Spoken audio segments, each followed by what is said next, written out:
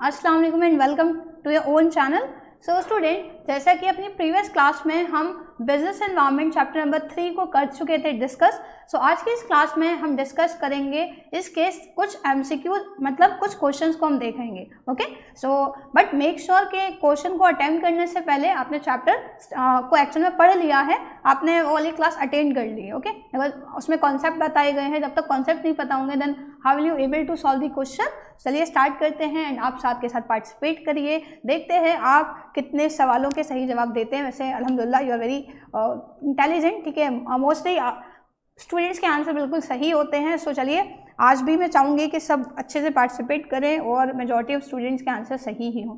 सो चलिए स्टार्ट करते हैं। As you can see there number of questions. So the first question is which of the following is not a part of the business environment, okay, of business। मतलब business का जो environment है, business environment है, उनमें इन given option में से कौन सा इसका पार्ट नहीं है। Option A customer, option B supplier, option C competitor, option D none of the above. तो हम तो पढ़ चुके हैं कि ये सारे आते हैं, वो भी स्पेसिफिक फोर्सेज में, तो सारे के सारे पार्ट हैं, कोई भी ऐसा नहीं है जो इंक्लूड नहीं है। सो ऑप्शन क्या होगा? Option D none of the above, क्योंकि सारे के सारे क्या है, पार्ट कंसीडर करे जाते हैं बिजनेस एनवायरनमेंट के।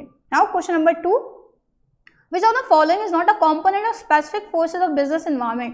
बिजनेस एनवायरनमेंट का जो कंपोनेंट है स्पेसिफिक फोर्सेज, बिकॉज एक्सटर्नल को हमने दो कैटेगरीज में बांटा, micro and macro. Micro deal with specific forces and macro deal with general forces. तो इसमें से स्पेसिफिक फोर्स का कौन सा पार्ट नहीं है? Option A technological, option B customer, option C employees, option D investor. तो हमने पढ़ा कि भाई स्पेसिफिक में इंडिविजुअल आते हैं, टेक्नोलॉजिकल इंडिविजुअल नहीं है, वो एक कलेक्टिव फैक्ट है, मतलब वो जनरल फोर्सेज में आता है, तो यही कॉम्पोनेंट नहीं है। बाकी कस्टमर, एम्प्लॉयज एंड इन्वेस्टर किसके एग्जाम्पल हैं?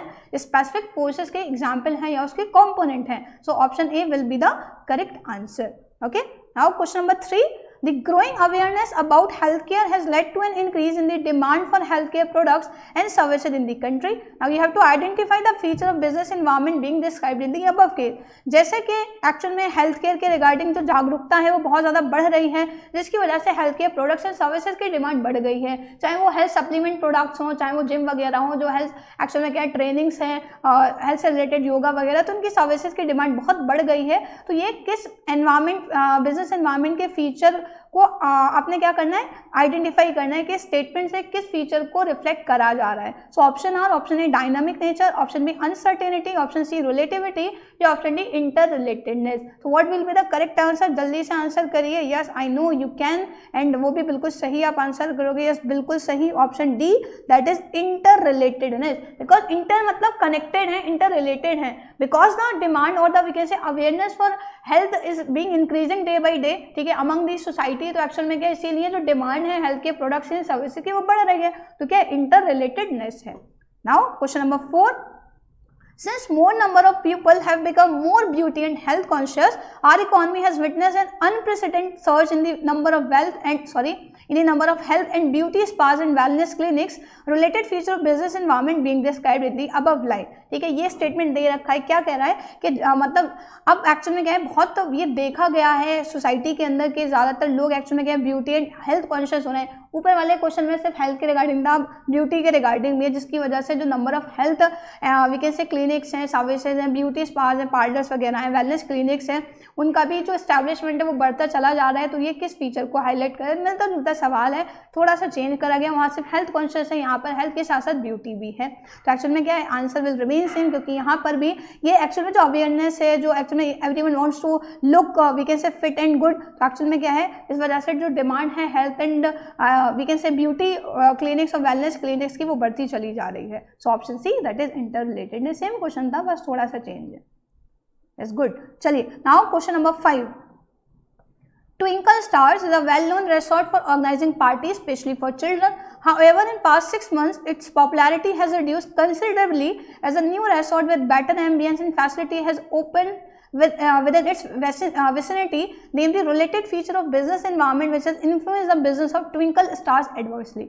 अब क्या क्या कह रहा है, एक एक्चुअल में रेसोर्ट था जाना माना ट्विंकल स्टार जो पार्टीज ऑर्गेनाइज कराता था खासकर बच्चों के लिए। हालांकि पिछले बीते 6 महीनों में उसकी पॉपुलैरिटी बहुत कम हो चुकी है या रिड्यूस हुई है, क्योंकि एक नया रेसोर्ट जो है उसी के इलाके में, उसी के एक्चुअल में क्या है मतलब सराउंडिंग्स में एक अच्छी फैसिलिटी और सारे कह सकते हैं जो एक्चुअल में क्या है आउटलुक है उसके साथ डेवलप हुआ है, बनाया गया है। तो ये किस फीचर का एग्जाम्पल है मतलब, और इससे जो ट्विंकल स्टार का बिजनेस है उस पर काफ़ी असर पड़ा है। तो ये कौन से फीचर को रिफ्लेक्ट कर रहा है, totality of external force, dynamic nature, inter relatedness या अनसर्टेनिटी। एक्चुअल में क्या है डायनामिक नेचर है, क्योंकि ट्विंकल स्टार ने कोई बदलाव नहीं करे, जो पहले से जिस तरीके से बिजनेस चल रहा था वैसे ही चला रहे थे, उसी तरीके से अपने रेसोर्ट को रन कर रहे थे। तो दूसरे को लगा कि यहाँ कुछ कमी है, वो कमी उन्होंने डेवलप करी, नए रेसोर्ट वालों ने एक अच्छी फैसिलिटीज और एम्बियंस प्रोवाइड करके, और वहाँ लोग एक्चुअल में ज़्यादा जाना प्रेफर करने लगे। इसी वजह से ट्विंकल स्टार की जो पॉपुलैरिटी है वो रिड्यूस हो गई। So option B will be the right answer, that is dynamic nature. Okay, चलिए, so now move to the next question, question number 6। Any kind of external devices like CDs means compact disk for computer have become obsolete. Google with its Google Drive service, Apple with its iCloud offering enables the users to document photos, music and movies on web-based servers. Identify the future of business environment being described in the above line. जैसे कोई भी external device है जैसे CDs वगैरह computer के लिए वो पुरानी हो चुकी है क्योंकि इनबिल्ट फीचर आ चुके हैं। गूगल का अपना गूगल ड्राइव है, एप्पल का iCloud है, तो यूजर्स को स्टोर मतलब डॉक्यूमेंट स्टोर करने के लिए photos, music, movies web based servers पर क्या कर रहा है इस्तेमाल करने के लिए, स्टोर करने के लिए मदद कर रहा है। कौन से फीचर को यहाँ हाईलाइट करा गया है, रिलेटिविटी, डायनामिक नेचर, अनसर्टेनिटी या इंटर रिलेटेडनेस। एक्चुअल में क्या है, अगर हम बात करें कि रिलेटिविटी है, क्या ये impact region to region, country to country, business to business अलग है? नहीं, एक्चुअल में क्या है हर एक बिजनेस अपने रेपुटेशन या गुडविल के हिसाब से वो चीज़ें प्रोवाइड कर रहा है। डायनामिक है, डायनामिक एक्चुअल में क्या है ये बता रहे हैं कि एक्सटर्नल डिवाइस नहीं, अब ये सारी चीज़ें इनबिल्ट आने लगी हैं। तो एक्चुअल में क्या है डायनामिक नेचर भी नहीं है। अब आप कहोगे मैम वो आउटडेटेड हो चुके हैं तो ये चीज़ें आनी है, नहीं, एक्चुअल में क्या है वो बदल चुके हैं, एक्सटर्नल फॉर्म में नहीं है, ठीक है, वो इनबिल्ट ही है। तो एक्चुअल में क्या है यहाँ आंसर होगा अनसर्टेनिटी। क्यों अनसर्टेनिटी होगा? क्योंकि एक्चुअल में क्या है जो एक्चुअल में जैसे गूगल है, एप्पल है, इन्होंने क्या करा अपने ही एक्चुअल में क्या है सर्वर्स और सर्विस प्रोवाइडर्स एक्चुअल में क्या कर रखे हैं, जो वेब्स हैं वो क्रिएट कर रखी हैं जो क्या कर रहे हैं यूजर्स को मदद करेंगे। सो अनसर्टेनिटी, हालांकि जो एक्चुअल में क्या जो पहले ये चीज़ें बनाई थी जो अब आउटडेटेड हो चुकी हैं, तो एक्चुअल में क्या है लेकिन फिर भी गूगल एंड एप्पल ये चीज़ें प्रोवाइड कर रहा है, तो क्या इनकी डिमांड बहुत ज़्यादा है मार्केट के अंदर या मेजॉरिटी ऑफ कंज्यूमर मतलब जो पर्सन है उनको यूज़ करते हैं? नहीं, एक्चुअली क्या अनसर्टेनिटी है, अपने ओन बेसिस पे सर्विस प्रोवाइड करें but it is not sure कि उनको कॉन्फिडेंस मिलेगा, सपोर्ट मिलेगा या नहीं मिलेगा। So uncertainty means option C will be the right answer. Now question number 7। According to United Nations Environmental Agency, the world produces around 300 million tons of plastic each year, half of which constitute single-use item. Ford is recycling over 1 billion plastic bottles every year to develop elements. आधा question दूसरी तरफ है, तो अभी इतना समझ लेते हैं कि यूएन एनवायरमेंट एजेंसी के अकॉर्डिंग जो दुनिया है मतलब पूरी दुनिया में तकरीबन 300 मिलियन टन प्लास्टिक हर सालाना बेस पे बनती है, जिसमें से आधी सिर्फ सिंगल यूज आइटम में इस्तेमाल होती है। तो फोर्ड जो एक्चुअली क्या है रिसाइकलिंग पर काम कर रही है, फोर्ड कंपनी कि जो 1 बिलियन प्लास्टिक बॉटल है हर साल उनको डेवलप करा जाए और उससे कार के इंटीरियर्स को बनाया जाए ताकि प्लास्टिक एक्चुअल में क्या है का जो वेस्टेज है उसको कम करा जा सके। अमेरिकन कार मेकर ने ये रिवील करा कि जो Romanian built EcoSport SUVs carpets हैं आर मेड यूजिंग उनको किससे बनाया जा रहा है 470 recycle single use plastic bottles को रिसाइकल करके क्या करा जा रहा है जो इको स्पोर्ट एसयूवीज उनके कार्पेट्स बनाए जा रहे हैं। प्रोसेस में क्या कर रही है फोर्ड इको स्पोर्ट कार्पेट्स में बोटल्स को श्रेड कर रही है, कैप को मतलब टिनी फ्लेक्स हैं ओके इनके हीट कर रही है 260 डिग्री सेल्सियस मतलब कन्वर्जन हो रहा है कि कैसे जो वेस्टेज हैं उनको भी हम यूज टू अदर यूज में लेकर आ सकते हैं, एफिशिएंट बना सकते हैं। तो इसमें कौन सी डायमेंशन का जिक्र करा जा रहा है? देखिए सारी चीज़ें की प्रोसेसिंग हो रही है, एक्चुअली रिसाइकलिंग हो रही है, हीटिंग हो रही है, ठीक है, एक्चुअली श्रेडिंग करी जा रही है बॉटल्स की। कौन से डायमेंशन से रिलेटेड है, किसका इस्तेमाल हो रहा है? यहाँ तकनीक का इस्तेमाल हो रहा है, टेक्नोलॉजी की मदद से क्या करा जा रहा है रिसाइकिल करा जा रहा है। So option C will be the right answer. Yes, well done, that is technological dimension. Okay, now move on to the next question. Question number 8. DigiLocker is the country's first secured cloud-based platform for the storage, issuance and verification of documents with the DL and vehicle registration system of the Road Transport Ministry. The integration of a government department with DigiLocker since its launch last year is one of the biggest of its kind. It will spare one people the trouble of carrying license and vehicle papers, which can be accessed on phones using the DigiLocker app. Identify the related dimension of business environment. दुनिया मतलब country की पहली secure cloud based platform storage के लिए DigiLocker ने बनाया है, जो एक्चुअल में DL मतलब जो रजिस्ट्रेशन पेपर्स हैं उसको क्या कर देंगे, ऐप के अंदर स्टोर है, कैरी करने की रिक्वायरमेंट नहीं है, सारी चीज़ें मतलब काफ़ी बड़ा काम करा, लॉन्च करा कंट्री में, पहली एग्जांपल जो स्टेटमेंट है उसके अकॉर्डिंग। तो बताइए DigiLocker ने किसका इस्तेमाल करा, उन्होंने अपना एप्लीकेशन बनाया जिसमें लोगों को पर्सनली पेपर कैरी करने की रिक्वायरमेंट नहीं है, सारी चीज़ें उस ऐप पर फीड होंगी, ठीक है, आपका DL, ठीक है, आपका जो व्हीकल के पेपर्स होते हैं, रजिस्ट्रेशन, सारी चीज़ें। तो उन्होंने तकनीक का इस्तेमाल करा, ऐप है technological environment. Okay, yes, very good. Question number 9, the Uttarakhand government has developed surveillance network using latest satellite technology. Under this system, the state's mining department would be in a position to check illegal mining activities across the state. The state government is also considering the use of drones in its proposed campaign against illegal mining. Identify the related dimension of business environment. Uttarakhand government ने एक surveillance network को develop करा है जिसमें satellite technology का इस्तेमाल करा, latest. Okay, इस सिस्टम के अंदर जो राज्य के अंदर माइनिंग डिपार्टमेंट हैं उनकी पोजीशन को चेक करा जा रहा है कि कौन सी लीगल मैनर में काम कर रहे हैं, कौन सी इलीगल हैं। स्टेट गवर्नमेंट ड्रोन्स का इस्तेमाल कर रही है ताकि वो चेक कर सके, नजर रख सके ड्रोन्स के जरिए कहाँ इलीगल तरीके से माइनिंग हो रही है, कौन से डायमेंशन का जिक्र करा जा रहा है। देखिए, ये स्टेट गवर्नमेंट की बात हो रही है, एक राज्य सरकार ने ऐसा सिस्टम इंट्रोड्यूस करा, ठीक है, एक technical we can say technology की हेल्प लेकर, in order to make sure के कौन सी एक्चुअल में माइंस है वो लीगल मैनर में चल रही है, कौन सी इलीगल। तो यहाँ पर एक्चुअल में कौन कौन से डायमेंशन है, तो देखिए उत्तराखंड गवर्नमेंट आ गई, स्टेट का जिक्र आ गया, कौन सी डायमेंशन है, एक पॉलिटिकल तो है ही है, ठीक है, चलो पॉलिटिकल है, पॉलिटिकल किस किस में है, ऐसे हम अपने आंसर को एक्चुअली पॉलिटिकल सी और डी में है। अब सी में पॉलिटिकल के साथ टेक्नोलॉजिकल है, क्या टेक्नोलॉजी भी, यस, टेक्नोलॉजी का इस्तेमाल कर रहे हैं, ड्रोन्स का इस्तेमाल कर रहे हैं, तकनीक का ही तो खेल है, ठीक है। तो एक्शन में क्या है, ऑप्शन सी, क्योंकि लास्ट वाले में पॉलिटिकल के साथ इकोनॉमिक है, ओवरऑल इकोनॉमी पे कोई असर थोड़ी पड़ रहा है। ओके, और बहुत से लोग सोचेंगे मैम लीगल होना चाहिए, भाई लीगल एक्शन में क्या है, वो लीगल कोई लीगल का मतलब लीगल डायमेंशन का पार्ट कोई चीज जब बनेगी जब वो कानून के अकॉर्डिंग जा रही है, ठीक है। अब आप ना सोचो कि मैम अच्छा इलीगल है तो वो कानून के ओपोनेंट जा रहा है तो इस लिहाज से लीगल होना चाहिए, नहीं, इसमें जो कॉन्सेप्ट को इंट्रोड्यूस करा जा रहा है कि टेक्नोलॉजी का इस्तेमाल करा गया और एक राज्य सरकार ने, उत्तराखंड गवर्नमेंट ने क्या करा, ये एक नेटवर्क या एक सैटेलाइट एक्शन में क्या करिए, डेवलप करिए। So correct option will be option C, that is technological and political dimension. Okay, now question number 10, in order to boost and double India's export of goods and services to over $1,000 billion by 2025, it is important to lower effective corporate tax rate, bring down cost of capital and simplify regulatory and tax framework. Identify the related dimension of business environment. क्या कह रहा है यहाँ पर question कि India की export को double करने के लिए, बूस्टअप करने के लिए तकरीबन 2025 के एंड तक $1,000 बिलियन तक ये ज़रूरी है कि जो कॉर्पोरेट टैक्स रेट है उसको कम करा जाए, कॉस्ट ऑफ कैपिटल और जो बहुत ही ज़्यादा complex we can say tax का फ्रेमवर्क है रेगुलेटरी उसको आसान बनाया जाए। कौन से बिजनेस इन्वायरमेंट के डायमेंशन का जिक्र स्टेटमेंट से करा जा रहा है। तो ज़रा देखिएगा, यहाँ एक्सपोर्ट की बात हो रही है, ठीक है, यहाँ बात हो रही है कि जो टैक्स का फ्रेमवर्क है उसको क्या करा जाए, सिंप्लीफाई करा जाए। ओके, तो इसके अकॉर्डिंग अगर हम देखें तो यहाँ पर एक्चुअल में क्या है, यहाँ पर अगर हम देख रहे हैं तो 2025 तक कम करना है, कौन कौन से एस्पेक्ट हैं, तो यहाँ टैक्स फ्रेमवर्क की बात हो रही है तो किससे रिलेटेड है, टैक्स की पॉलिसी होती है, किससे रिलेटेड हो गया, ये लीगल से रिलेटेड हो गया, यस बिल्कुल लीगल से रिलेटेड हो गया।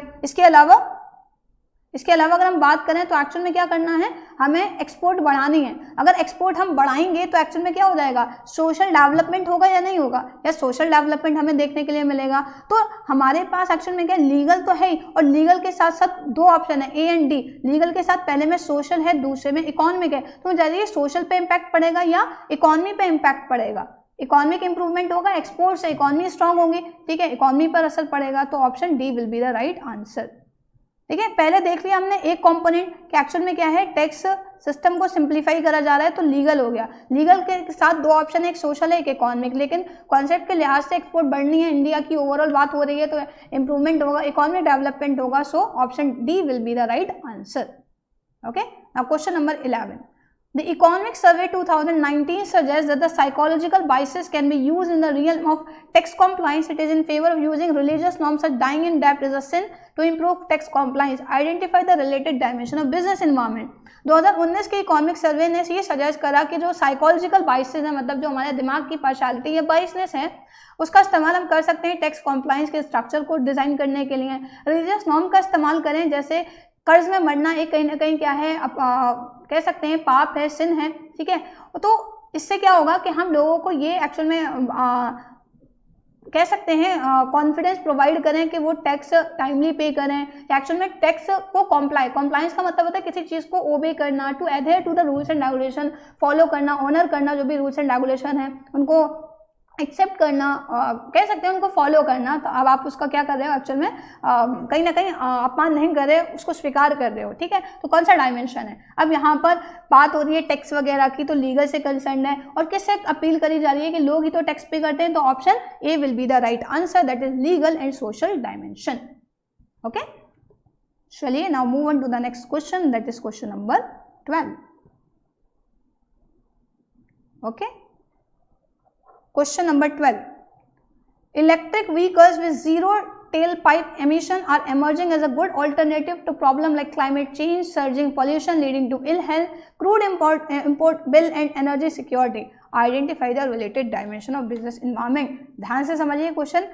इलेक्ट्रिक व्हीकल जिनमें जीरो टेल पाइप इमिशन है वो एक अच्छा ऑप्शन माने जा रहे हैं, जैसे क्लाइमेट जो बदलता है, ठीक है, वो जो परेशानियां हैं, पोल्यूशन जो हो रहा है, इसकी वजह से लोग इतने बीमार हो रहे हैं। इंपोर्ट बिल एक्चुअल में क्या है, हम इंपोर्ट करते हैं क्रूड ऑयल को तो वो चार्जेस बढ़ते चले जा रहे हैं।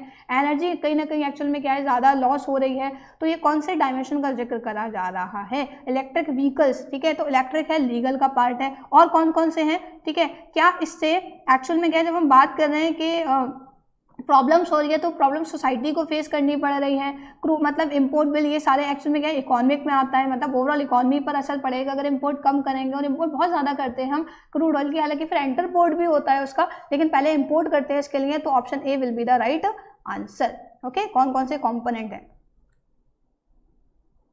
इकोनॉमिक, ठीक है, सॉरी लीगल नहीं होगा, सॉरी यहाँ किसकी बात हो रही है, इलेक्ट्रिक व्हीकल्स की। इकोनॉमिक है, टेक्नोलॉजिकल एंड सोशल है, सॉरी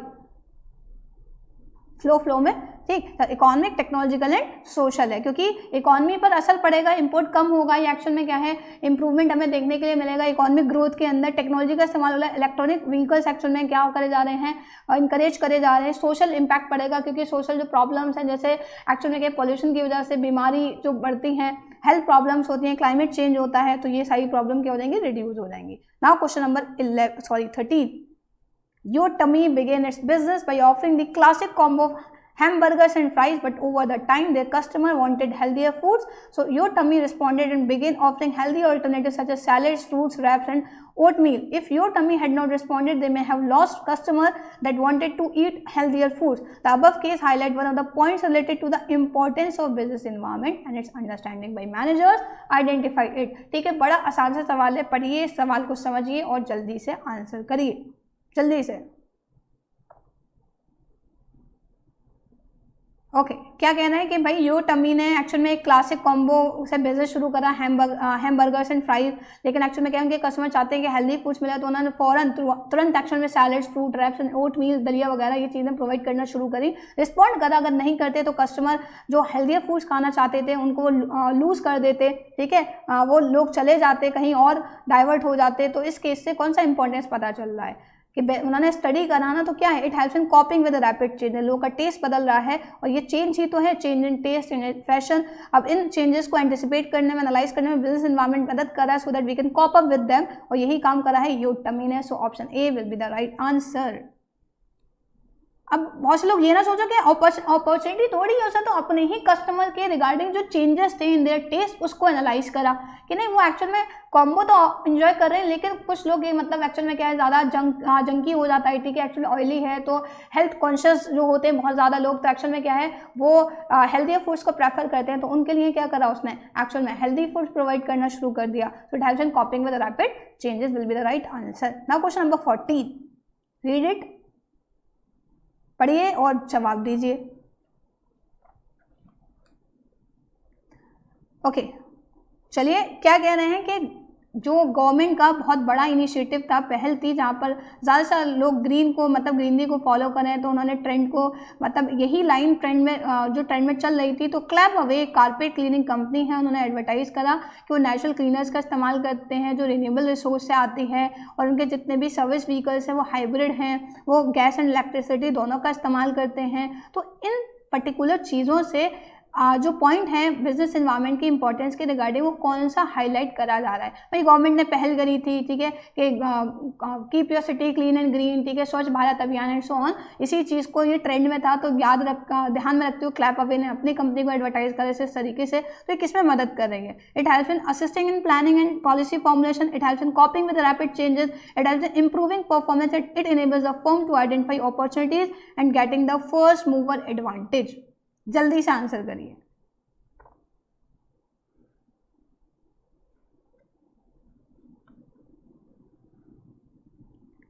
ओके, क्या है कि गवर्नमेंट ने इनिशिएटिव लिया, फिर लोग ग्रीनरी पे काम करें, तो क्या कर रही है एक्चुअल में? पहले अपने जो लेटेस्ट कॉन्सेप्ट है, ट्रेंड है, उसको ध्यान में रखते हुए काम कर रही है, जो क्या करेगा कंटिन्यूसली इनकी परफॉर्मेंस को इम्प्रूव कर रहा है। कि उन्होंने भी ध्यान रखा कि अच्छा ग्रीन कॉन्सेप्ट है तो रिन्यूएबल रिसोर्सेज का, ठीक है, एक्चुअल में हाइब्रिड या ग्रीन तरीके से या पॉल्यूशन फ्री वे में काम कर रहे हैं। So it helps in improving performance will be the right answer, that is option C.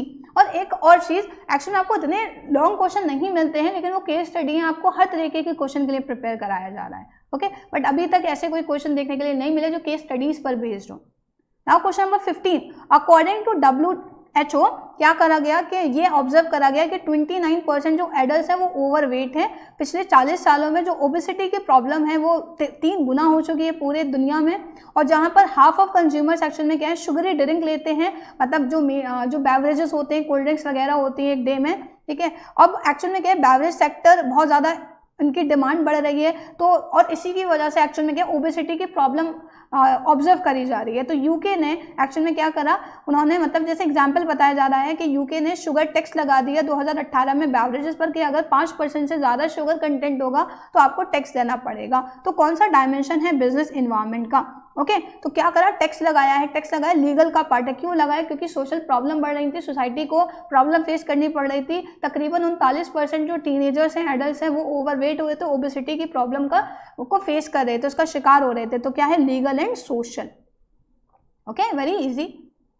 Now question number 16, India's population is expected to grow under 0.5% during 2031 and 41, मतलब इन 10 सालों में 2031 से 41 तक, due to decline in fertility rate and increase in life expectancy.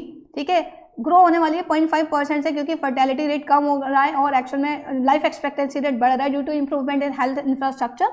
अब इन changes से India की demography मतलब पॉपुलेशन की स्टडी होती है, उसमें भी इम्प्लीकेशन है। जैसे एलिमेंट्री स्कूल, मतलब जो स्कूल गोइंग चिल्ड्रन है, एलिमेंट्री प्राइमरी एजुकेशन, उसमें क्या होगा, एक गिरावट देखने के लिए मिलेगी। फिर क्योंकि पॉपुलेशन बढ़ रही है ना, तो उसके रिस्पेक्ट में जो health we can say services provide करते हैं हॉस्पिटल, वहाँ बेड्स एक्चुअल में क्या है वो कम पड़ेंगे, रिटायरमेंट एज एक्चुअल में इंक्रीज हो जाएगी। तो रिलेटेड फीचर आपने बताना है कौन सा है, totality of external forces, dynamic nature, inter relatedness या रिलेटिविटी। बताइए ये चीज़ें क्यों हो रही हैं, क्यों ऐसा होगा कि स्कूल गोइंग चिल्ड्रन का रेशियो कम हो जाएगा, ठीक है, नंबर ऑफ बेड्स हॉस्पिटल्स में कम हो जाएंगे, रिटायरमेंट एज क्योंकि लाइफ एक्सपेक्टेंसी बढ़ रही है। तो रिलेट कर रहा है ना, क्योंकि 2031 और 40 के बीच में पॉपुलेशन 0.5% से इंक्रीज होगी, क्योंकि फर्टिलिटी रेट कम हो जाएगा और एक्सपेक्टेंसी रेट बढ़ रहा है, इसी वजह से तो प्रॉब्लम आ रही है। तो क्या इंटर रिलेटेडनेस है, ठीक है, इंटर रिलेट कर रहे हैं। Okay, now question number 17, India continues to be a lower middle income country along, मतलब 46 कंट्रीज के अलावा इंडिया एक लोअर मिडिल इनकम कंट्री है, जबकि श्रीलंका जो है वो actually upper middle income group में आ गई है फिस्कल ईयर 2020 के रिगार्डिंग। और वर्ल्ड बैंक के अकॉर्डिंग जो क्लासिफिकेशन है कंट्रीज का इनकम लेवल पर, वो 1 जुलाई 2019 को रिलीज करा जाता है। तो कौन सा डायमेंशन है जहाँ बताया जा रहा है कि लोअर इनकम है, ठीक है, मतलब 46 कंट्री के साथ साथ इंडिया भी लोअर इनकम है, जबकि श्रीलंका इंप्रूव हुआ है, वो अपर मिडिल में चला गया फिस्कल ईयर 2020 के रिगार्डिंग, या वहाँ तक पहुँच जाएगा। 2019 की रिपोर्ट के अकॉर्डिंग जो world bank classification of countries करते हैं इनकम लेवल पे, उसके अकॉर्डिंग ये बताया जा रहा है। तो आपने ये बताना है कौन सा डायमेंशन है, सोशल, टेक्नोलॉजिकल, इकोनॉमिक, पॉलिटिकल। क्या बताया जा रहा है, आर्थिक स्थिति, इकोनॉमिक कंडीशन बताई जा रही है, means economic dimension. Okay, economic status ही तो बताया जा रहा है भाई, कि ठीक है कि मिडिल इनकम और अपर, लोअर मिडिल और upper middle. Now question number 18 according to a report by Indian staffing federation, India actually में 5वां लार्जेस्ट मार्केट वर्ल्ड वाइड मतलब नेट फ्लेक्सी स्टाफिंग 2018 में बन चुका है, इमर्ज हो रहा है। कंट्री में 6.1 बिलियन फ्लेक्सी वर्कफोर्स हो जाएगी 2021 तक। जैसे हरियाणा, गुजरात, कर्नाटका, एमपी, तेलंगाना वो स्टेट है जिसमें बहुत ज़्यादा हाई ग्रोथ पोटेंशियल है फ्लेक्सी स्टाफिंग, लेकिन आंध्र प्रदेश में top the list of state with favourable business environment, वो टॉप कर रहा है। और एक्चुअल में क्या है, फेवरेबल बिजनेस इन्वायरमेंट है वहाँ पर। मतलब फ्लेक्सी का मतलब ये है कि एक्चुअल में जहाँ पर काम करने वाले एक स्टेट से दूसरे स्टेट, एक कंट्री से दूसरी कंट्री जा रहे हैं, ये एक्चुअल में इस स्टेटमेंट से पता चल रहा है। तो यहाँ ये क्या कहना है, लेकिन आंध्र प्रदेश में एक्चुअल में क्या है, विथ फेवरेबल बिजनेस इन्वायरमेंट, वहाँ का बिजनेस इन्वायरमेंट फेवरेबल है, तो इस वजह से एक्चुअल में क्या है, बहुत ज़्यादा फ्लेक्सीनेस नहीं है। मतलब एक स्टेट से दूसरे स्टेट नहीं, वहीं उनको काम मिल रहा है। ये किस कॉन्सेप्ट को रिफ्लेक्ट कर रहा है, that you have to answer. जल्दी करिए।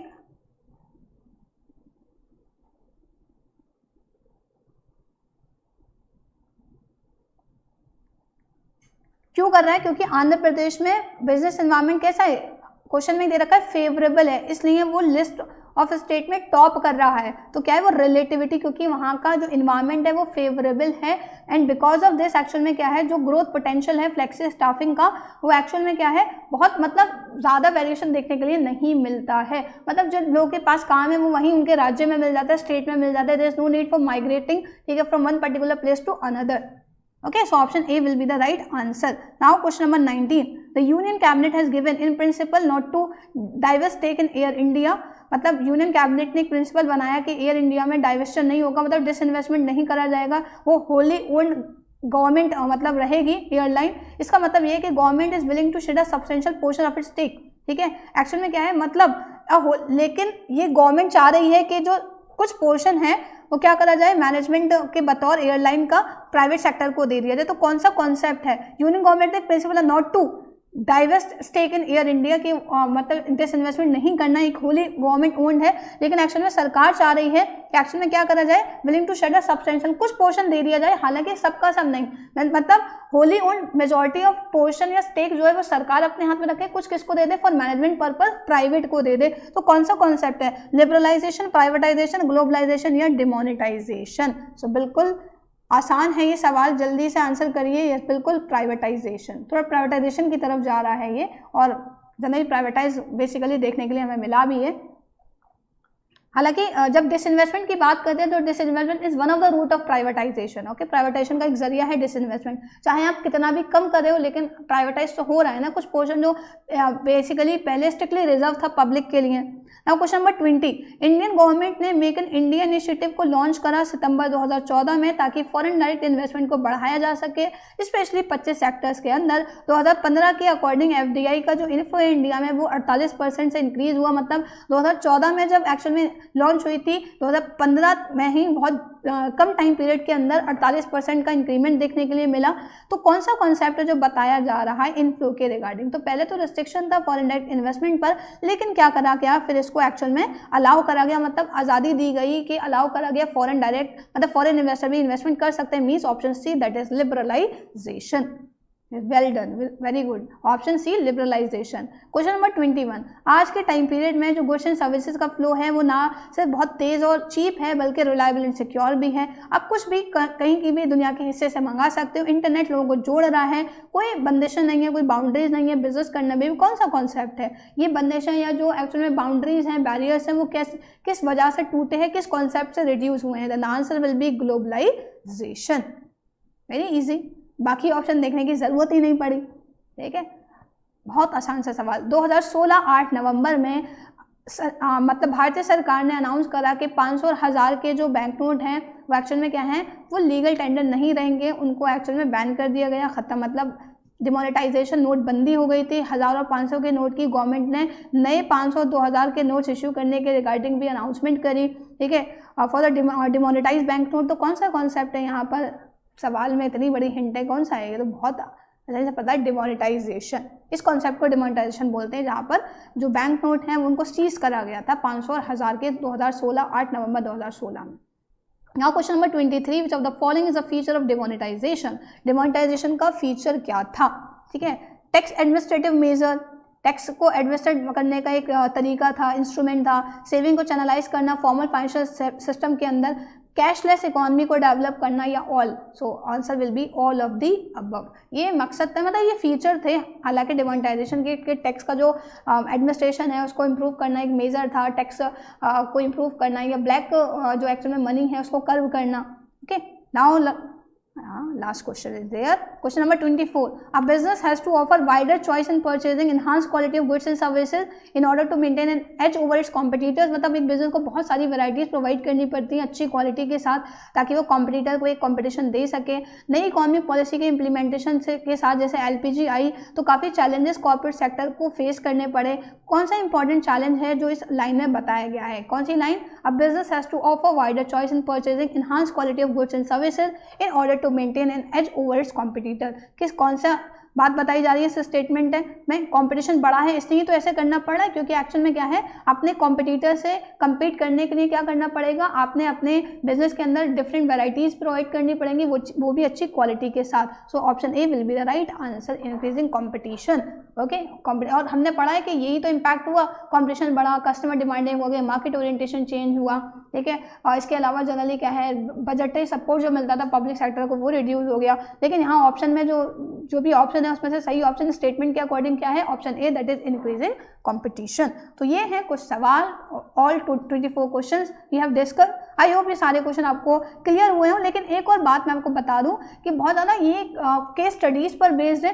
ठीक है, केस स्टडीज़ हैं तो एक्चुअल में क्वेश्चन केस स्टडीज़ से बहुत ज़्यादा बनते नहीं हैं, लेकिन आपको केस स्टडीज़ के लिहाज से प्रिपेयर कराया जा रहा है ताकि वो थोड़े टफ हो जाते हैं। अगर आप ये सॉल्व कर पा रहे हो easily, then you can easily solve, मतलब फिर वो बेसिक वाले तो बहुत आसानी से सॉल्व कर सकते हो, और वो आपको टेस्ट सीरीज में देखने के लिए मिलेंगे। ठीक है, अभी तो हम कुछ क्वेश्चन फॉर प्रैक्टिस पर डिस्कस कर रहे हैं, जैसे हमने प्रॉमिस करा कि आपकी टेस्ट सीरीज भी कंडक्ट कराई जाएगी। एंड प्लीज़ जो एक्चुअल में स्टूडेंट मैसेज कर देते हैं कि ऐड मी सर, ठीक है, एंड सो ऑन, तो हम उनको ऐड एक्चुअल में क्या है कर लेंगे, डोंट वरी। जब टेस्ट होगा तो आप सब उसमें पार्टिसिपेट करोगे। ठीक है, हम अपना काम कर रहे हैं। ठीक है, आप अपना काम करिए, आप पढ़िए। जब टेस्ट होगा मतलब आपका एक सेपरेट बैच बनाया जा रहा है टेस्ट के रिगार्डिंग, उसमें सबको ऐड कर लिया जाएगा। कुछ के रिप्लाई कर देते हैं कि okay we will add you, कुछ के नहीं कर पाते, लेकिन एक्चुअल में क्या है, हम उनको भी ऐसा नहीं है कि उनको ऐड नहीं करा जाएगा, पता है, और भी ज़्यादा एक्चुअल में काम रहते हैं तो बिजी रहते, टाइमली रिस्पॉन्ड नहीं हो पा रहा है, लेकिन लेटली अब तक रिस्पॉन्ड मिलता है, तो डोंट वरी, सबको ऐड कर लिया जाएगा। ओके, ये प्रैक्टिस पर्पज से, बाकी आपको एक्चुअल में क्या है और क्वेश्चन टेस्ट सीरीज में देखने के लिए मिलेंगे। सो हम चैप्टर 3 को कर चुके हैं कंप्लीट विद देयर एमसीक्यूज। इंशाल्लाह नेक्स्ट वीडियो के अंदर हम डिस्कस करेंगे chapter number 4 planning, and after discussing that particular chapter हम करेंगे उसके क्वेश्चंस को discuss. Okay student, thank you very much for joining with us. अल्लाह हाफिज, टेक केयर।